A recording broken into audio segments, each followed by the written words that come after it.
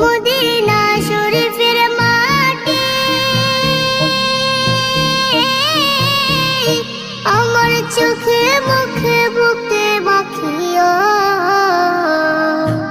এমন পবিত্র মাটি, এমন পবিত্র মাটি আমার নবীর রওজায়।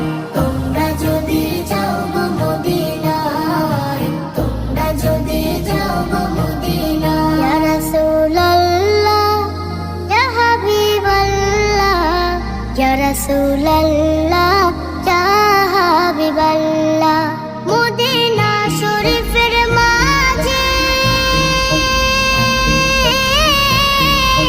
বেহেশতের বাগান আছে ও।